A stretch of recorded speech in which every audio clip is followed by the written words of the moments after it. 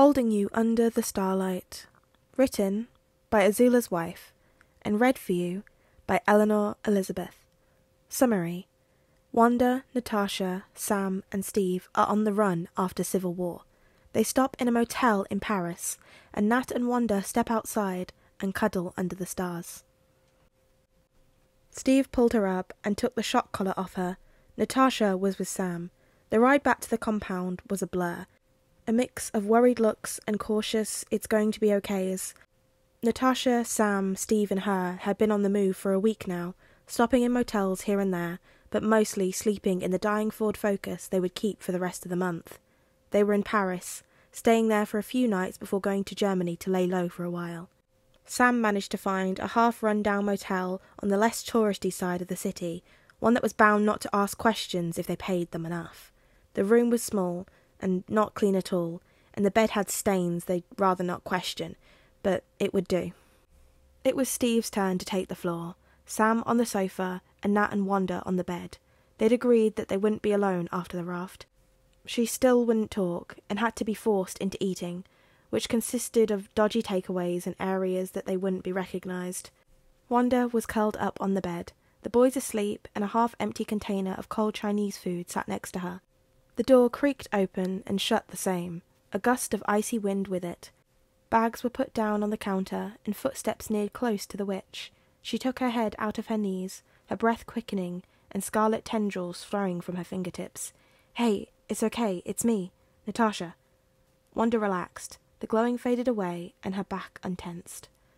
"Look at them, drooling like babies," Nat said, smiling as she walked towards the bed. She sat on the edge, the mattress sagging. "You ate a lot. I'm proud, little witch," Natasha said as she turned to face Wanda. She didn't get a response. Instead, Wanda nodded with the most real-looking smile that she could give, in hopes that that would show her gratitude. "It wasn't the best food in France, but it would probably be top 5 so far. Hopefully Germany will treat us better. There's got to be a Runaway Avengers fan club somewhere that's willing to give us some nice food." She received another nod. "The stars are nice tonight. We could go out and look at them for a bit if you'd like. I'd like to get away from this bed as much as possible." Wanda scoff-laughed, and then hesitated for a moment, before nodding and following Natasha out of the motel. Natasha sat down on the least damp patch of grass, the dimly lit motel sign behind them, and stared at the shadowy sky, dotted with content stars. Wanda followed her. "You know, when I was a kid, there was a small park at the end of the street, behind a bunch of trees. My sister and I would always watch the stars in winter. No one else ever came there. It was our special spot." She wiped her nose and cleared her throat. Wanda moved an arm around her waist and rested her head on her shoulder, closing her eyes and taking in a deep breath. Natasha stiffened, but promptly adjusted, mirroring Wanda's position. They sat there, breathing in each other's arms, the first time they'd felt this at peace for a while. "You're shivering, Wanda." Natasha carefully moved away, taking off her leather jacket and revealing a black tank top that she had underneath. "Here, you need it more than I do," she said, placing the jacket in Wanda's lap. She put it on and then snuggled back into Natasha, holding her closer than before.